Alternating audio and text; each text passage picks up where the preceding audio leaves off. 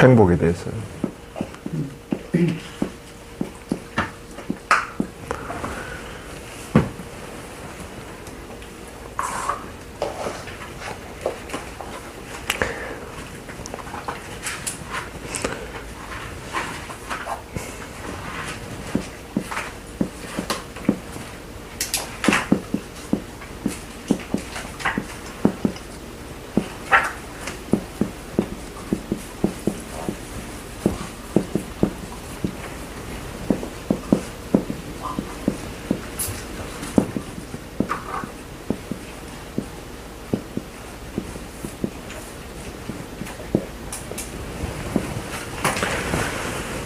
성경을 통틀어 가지고 한마디로 집약해서 이야기하라 하면 이 말씀이에요. 성경의 모든 말씀은 이걸로부터 나옵니다. 하나님의 이 마음으로. 하나님을 이해하려면은 이 행복을 잘 이해를 해야 돼요.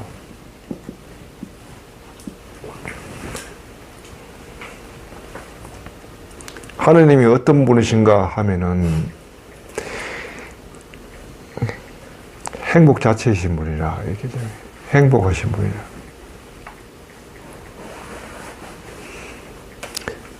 그러므로 하나님을 잘 이해하려면은 이 잔치를 잘 이해해야죠.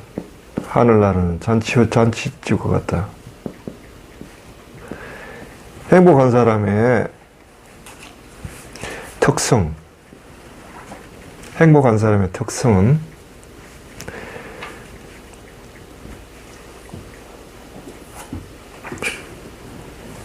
본인이 행복하니까 본인의 행복을 다른 사람에게 나누고자 하는 특성이 있죠.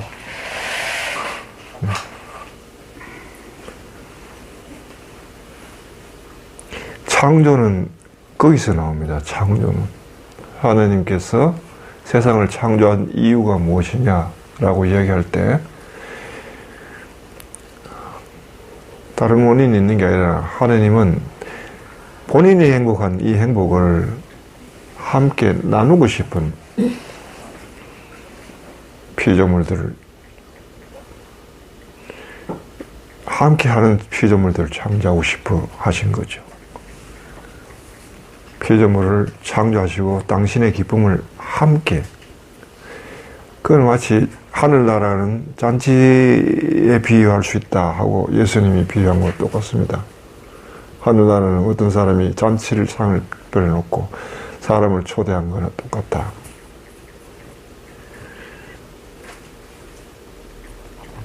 그런데 초대를 했더니 어떤 사람은 나는 이것 때문에 아프다. 어떤 사람은 장가를 가야 된다. 어떤 사람은 일하러 가야 된다 하고 핑계를 대고 안 왔어요. 하늘나라 비었어요. 그러니까 주인이 빈자리가 싫은 거죠. 그래서 종들을 시켜가지고 나가가지고 아무나 끌고 가라고. 길거리에. 아무나. 그래서 여기를 잡을 자리를 채우라고. 메꾸라고 채우라. 그게 하느님의 뜻이라고요. 하느님의 뜻은. 하느님은 잔치를 벌여놓고 이 잔치, 여기에 메꾸기를 원한단 말이에요. 모든 피조물들이 와서 함께 기쁨을 나누고 행복하기를 원해요.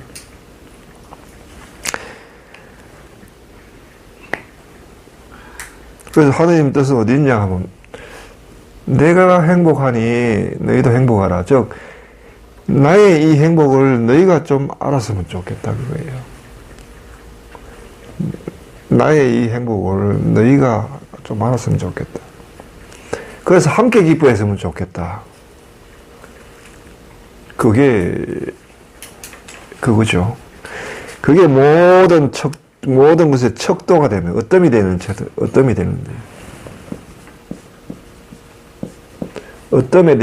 되는 척도라는 말이에요.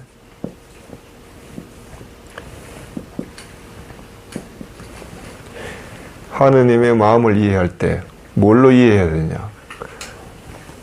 바로 행복하길 바란다.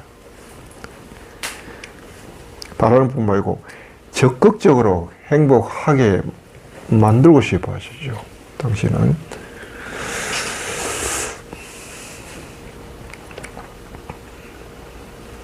스스로 행복하시고, 하느님은 스스로 행복하시고,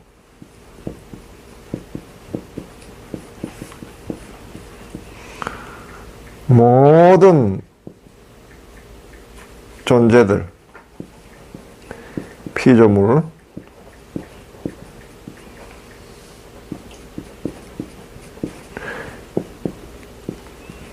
행복하게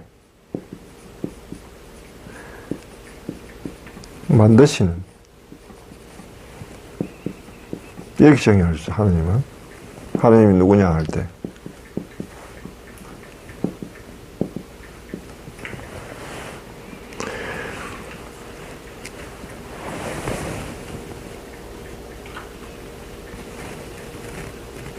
이 행복을 빼버리면 다른 것들 어떤 것도 어쩌면 척도가 없어요. 그래서 하느님께서 나에게 뭘 원하시냐? 네가 나에게 뭘 해주기를 원하는 게 아니고 나는 네가 정말 행복하기를 원한다, 그거죠. 우리가 보통 이거 아닌 것을 가지고 하느님의 뜻이라 해가지고 때로는 남을 처단하고 때로는 자신을 처단하고 남을 괴롭히고 자신을 괴롭히고 하는 경우가 너무 많다고요. 하느님 뜻은 당신은 스스로 행복하기 때문에 부족함이 없어요. 우리가 당신을 위해서 우리가 당신에게 뭘 해줄 게 없다고요. 다만 당신이 원하는 것은 내가 행복한 것처럼 너희도 행복해라. 그걸 원하는데. 그런데 우리가 하느님처럼 행복하려고 하니까 이게 쉽지 않은 문제. 문제가 쉽지 않다. 왜? 장애물들이 있기 때문에.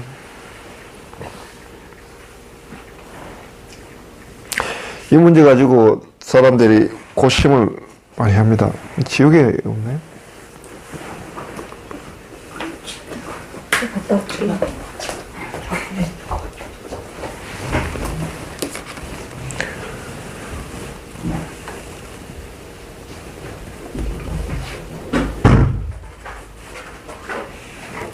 네. 네, 됐습니다. 내가 처음 경험한 게 이게 사실은 이 행복이었는데, 하느님을 경험할 때 아버지란 이름을 알기 전에 경험한 경험이 행복이었는데, 경험하고도 그것이 행복인 줄을 몰랐어요. 그걸 알아듣는데, 이제 알아듣는데요. 그때.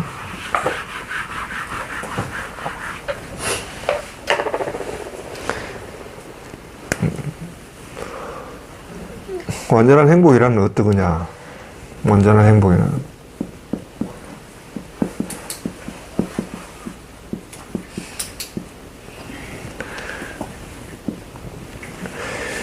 오늘 여기서 좀 내가 행복한 것처럼 너희도 행복하라.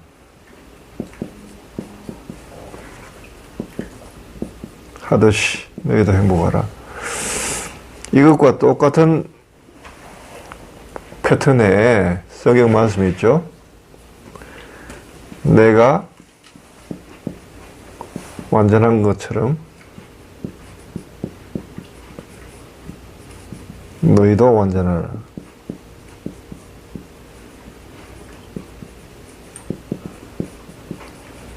아버지께서 완전한 것처럼 너희도 완전하라. 마태복음 나오죠. 여기는 행복, 완전. 그런데 행복과 완전은 같은 말입니다.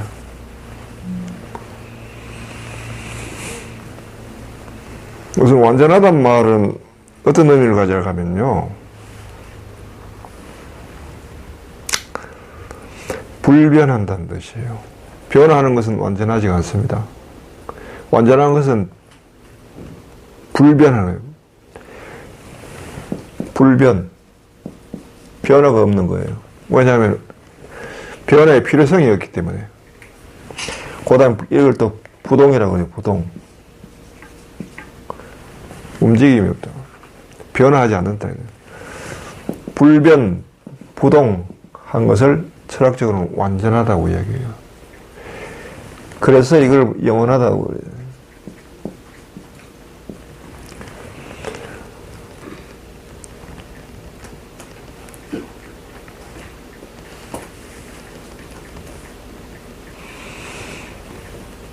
부동한 것은 불변하고 부동한 것은 또 존재한다고 이야기합니다. 철학적으로는 존재하는 것은 항상 같은 것을 써야 돼요.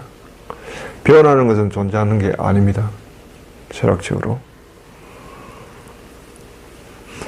이 존재를 잘 나타내는 것이 성경에는 어떤 게 있냐 하면 이제 주로 철학자들이 옛날에 교부들로부터 시작해가지고 하느님은 존재다라는 이야기인데 존재라고 그렇게 말한 근거가 어디냐 하니까 나는 스스로 존재하는 자다.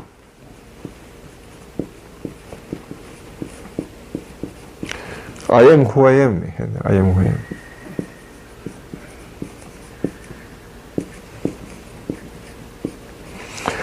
나는 나다. 나는 나다. 나는 나다.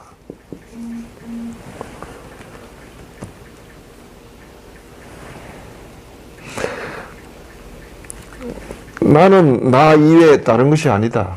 라는 거죠. 이걸 아우구스티누스 같은 경우는 하느님은 자기 동일성을 가지고 있다. 자기 동일성. 나는 나다. 자기 동일성을 가진 것은 부동한 것이고 부동한 것은 영원한 것이다. 이걸 완전하다는 거죠. 완전한 것만이 존재를 가진다는 거죠.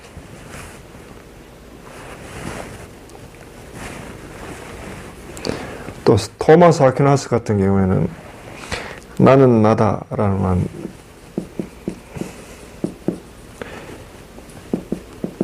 존재는 나다라는 본질이다. 존재적 본질, 이것이 하느님 정의다. 존재와 본질이 같은 분은 하느님뿐이다. 하느님 이외에는 존재라고 설 수가 없죠. 왜냐하면 모든 것은 변화 속에서 성장하도록 되어 있으니까. 사람의 얼굴을 보십시오. 어릴 때 얼굴과 지금 얼굴이 같나요? 다르죠? 변하잖아, 자꾸. 내가 어릴 때 얼굴, 젊을 때 얼굴, 현재 얼굴. 변화 속에 있죠. 그러나 나죠. 나는 난데 내가 변화 속에 있단 말이죠. 하나님 이외에 다 모든 존재는 어떻게 이야기하냐면 가능태, 현실, 태로 이야기합니다. 변화한다는 거죠. 가능태에서 인간은 가능태에서 현실, 태로 가는 피조물이죠. 그런데 하느님만은 본질적 존재며 현실태로 가서 완전하게 부동한단 말이에요. 이런 걸 순수 현실태라고 합니다. 순수 현실태.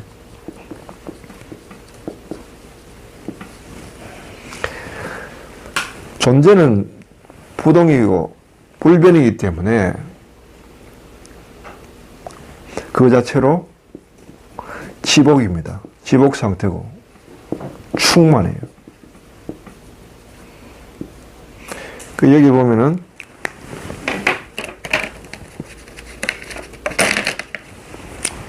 존재니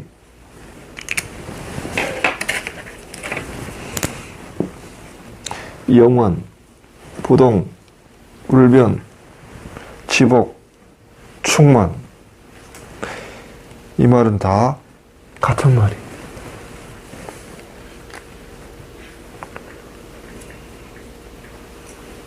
같은 말, 같은, 무엇에 대한 언급이냐면, 하나님에 대한 언급이에요. 하나님에 대한.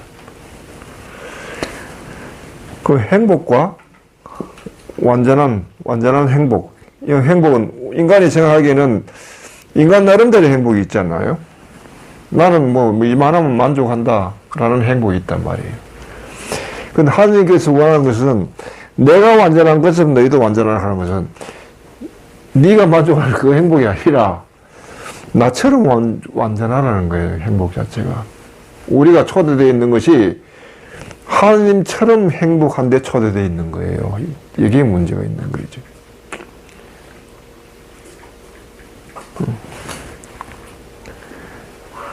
그래서 인간에는 끊임없는 행복을 향한 갈망이 있는 거예요. 그거는 어디서 오냐 하면 이 말씀으로부터 오는 거예요. 이것이 진리라고요. 내가 완전한 것처럼 너희도 완전하라. 완전한 행복을 인간은 향하게 돼 있다. 하나님의 원이, 하나님의 생각, 모든 것은 이거로부터 창조됐거든요.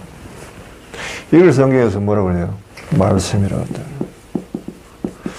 한 처음에 말씀이 하나님과 함께 계셨다. 말씀은 하나님과 같은 분이고 모든 것은 이 말씀을 통해 나왔다.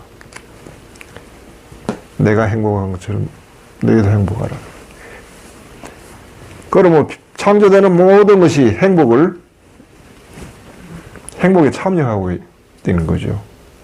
그렇게 돼, 그 뜻으로 창조된 거예요. 각자 모든 피조물들이. 예. 그러면서 아리스토텔레스가 지구의 선이 행복이라고 예, 한 것 같아요. 그렇죠. 이게 바로 선이죠. 이 뜻이 바로 선이라고요. 이 원이가 이것이 선이라고요. 선. 선함, 하나님의 선함이라 하는 것은 모든 사람이 행복했으면 좋겠다. 어느 정도가 아니고 나처럼 행복했으면 좋겠다 그거예요. 나처럼 내가 행복한 것처럼 너도 행복했으면 좋겠다. 그런데 그 원인에만 그치지 않고 어떻게 하면 너희를 행복하게 해줄까? 라는 끝까지 나간다고요. 그래서 말씀이 사람이 되시어 우리 가운데 오시는 거예요. 그리고 인간이 내가 사람을 살면서 인간이 이 하나님의 말씀대로 행복할 수 없게 만드는 장애물이 뭔가? 그거를 없애주신 거예요. 그리고 무엇이 삶에서 참된 가치인가? 라는 걸 가르쳐 주시고,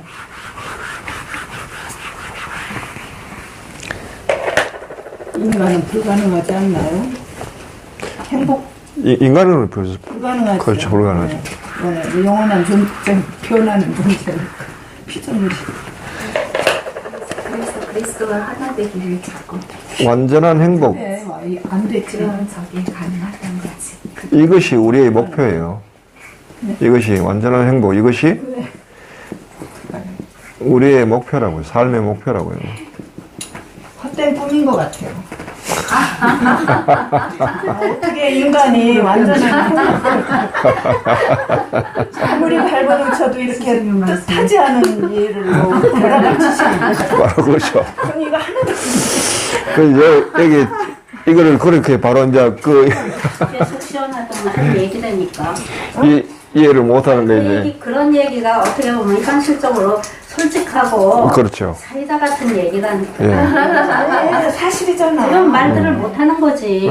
아니 못할 이유가 없는 것이 이게 노력을 진리야. 하고 노력할 뿐이지 이러면 안 그러니까 되나. 우리가 지금 노력하는 요 자체가 그냥 진리지요. 저는 그렇게 생각.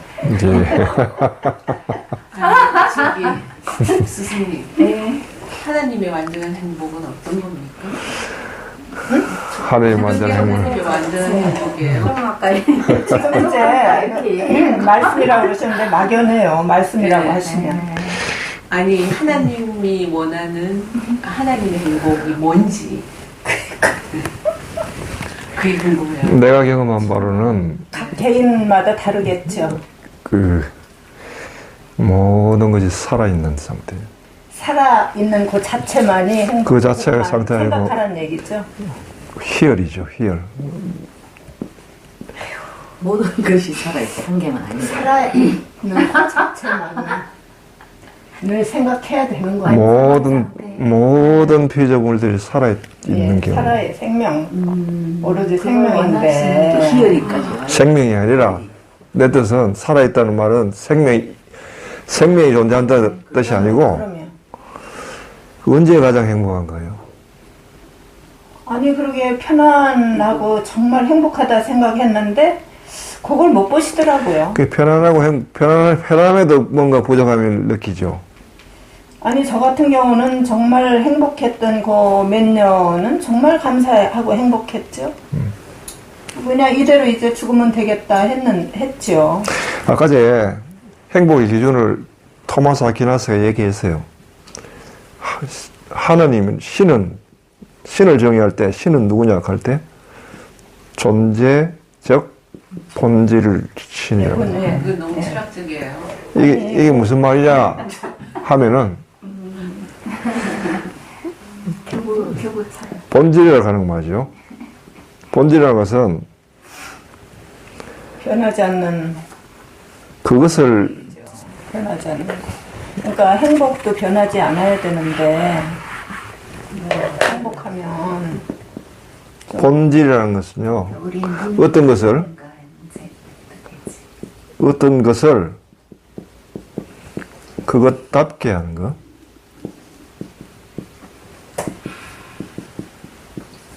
이걸 본질이라고 해요. 그럼 존재는 뭐야? 어떤 것이 그것답게 되는 때라고요. 때를 얘기해요. 네? 네. 네. 이걸 나한테 적용해 보세요. 네. 나의 본질은 뭔가요? 내가 나다울 때죠. 나답게 되는 것. 나다울 때. 그러니까 하나님이 말씀하시는 행복은 영원 불변하고라고 그러셨잖아요. 변하지 않는.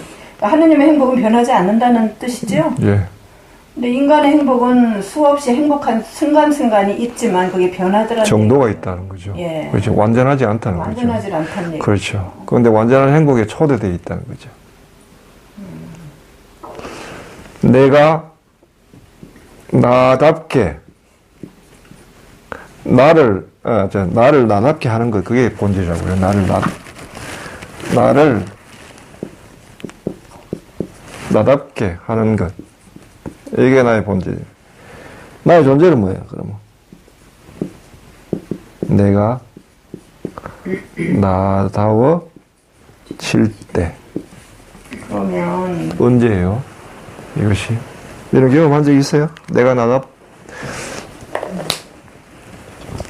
이걸 우리말로 뭐라 그래요? 살아있네. 살아있네. 네. 살아있다고 말은, 살아있네 하는 말, 이 말이라고요, 이게. 내가 나다워질 때, 그러면 이게 말씀하세요. 아니 나는 내 얘기를 자꾸 해가지고 정말 극한 상황이 오니까 그래. 생각지도 않던 내 본질이 눈앞에 아른거리고 또 그쪽으로 살게 되더라니까요. 내가 떠나게 되더라고요. 아들이 죽든 말든 내가 죽겠으니까 나도 좀 떠나더라니까요. 그 상황에서. 그게 나다운 건가요?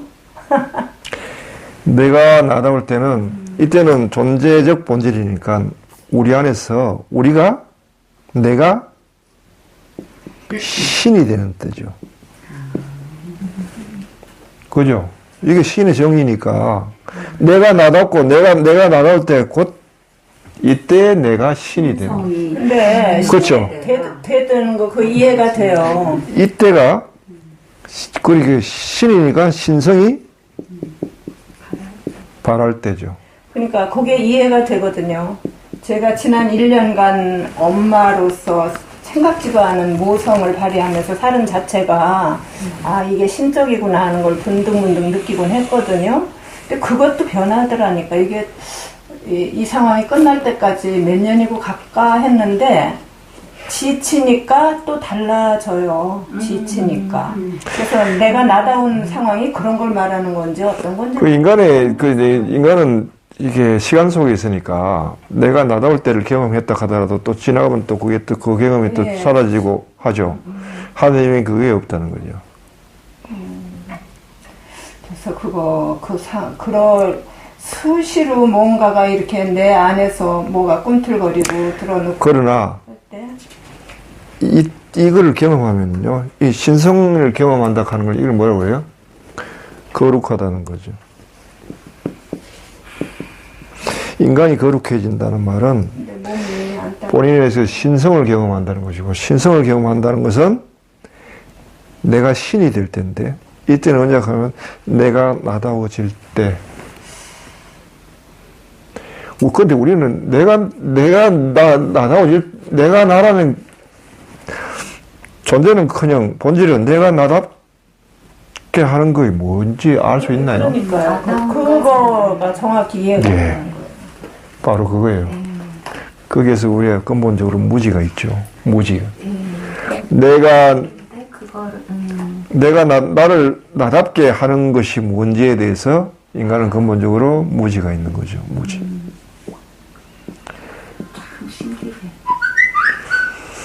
이 무지가, 그러니까 행복해지기 위해서는 내 본질을 파악해야 되는데, 내 본질에 대해서 무지가 있죠, 분명히.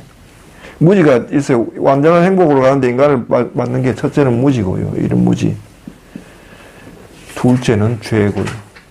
셋째는 죽음이에요.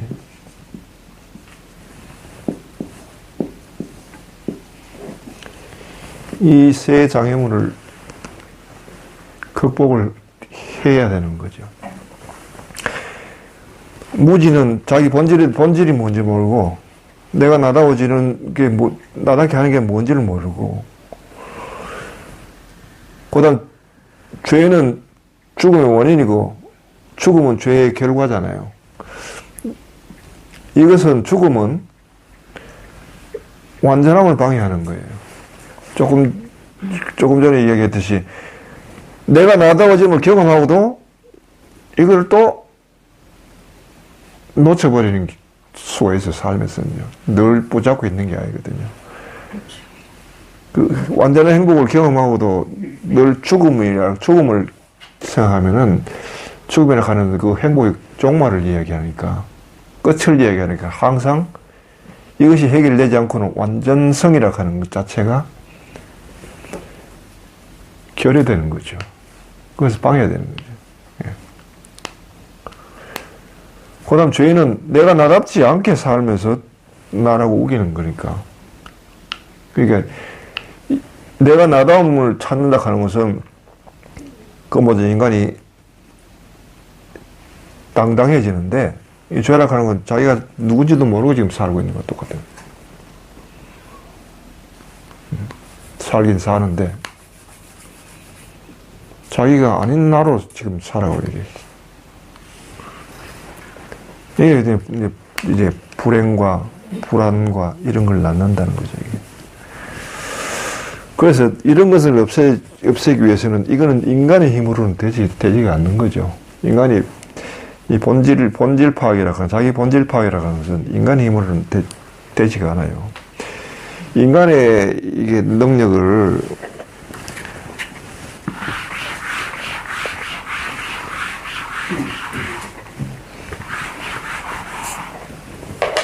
주로 이성에 찾거든요. 인간이라고 하는 것이. 서양 인식론에서는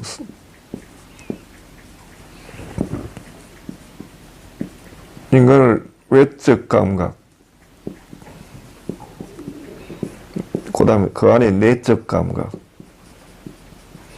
그 다음에 이성. 요까지를 인간으로 봐요. 외적 감각은 우리가 신체를 통해서 눈, 귀, 코를 통해서 경험하는 감각이고, 내적 감각은 그것을 속에서 종합하는 거. 좋다, 싫다, 이런 거. 그 다음에 이성은 이런 정보를 가지고 판단하는 거죠. 판단하는 게. 이건 지식에 해당해요. 그런데 여기에 필요한 것은 무지 우리가 내가 나다고 무엇을 가지고 나를 나라고 이야기하는가에 대해서는 이런 거 가지고는 이 이성의 판단으로는 다 할 수가 없어요. 여기는 더 필요한 게 뭐냐 하면 지혜가 필요한 거예요. 지혜. 지혜를 담당하는 능력이 따로 있는데 이거를 지성이라고 해요. 지성. 여기까지 인간이에요. 여기까지. 지성은 이 지혜는 인간이 스스로의 힘에 가지고 이성의 힘에 가지고 도달할 수 없는 영역이 있어요. 이것은 어떤 신적인 빛에 의해서 빛에 의해 조명을 받아야 돼요. 받아서 발견되는 거라. 이제 성 아우구스티누스의 말이죠. 플라톤 같으면요, 이 지혜라고 하는 것을 이걸 이데아라고 그러죠. 지금 생덕관념이란 말이죠. 인간은 전생에서 타고나는 거라고, 이건요. 얻어진 게 후천적으로 얻어진 게 아니고 인간 안에 있는데 무지로 덮여 있는 거죠. 그런데 외적인 경험, 이 감각과 내적 감각, 이것이 여기에 자극을 준다고요. 자극을 주면은 잊혀진 것이 전생에서 물려받은 것들이, 잊혀진 것들이 이때 자극을 받아가지고 발견이 돼요. 이게 발견이 되는데 이걸 이데아라고 그러는데, 아우구스티누스는 전생이라는 이걸 받아들이지 않죠. 그 대신에 하나님의 신적 조명, 하나님의 조명을 해주면서 우리가 모르고 있던 이 지혜에 대해서 드러나게 해준다. 드러나게 해준다. 그래서 이게 빛과 그 다음에 이 지혜가 있는 세계가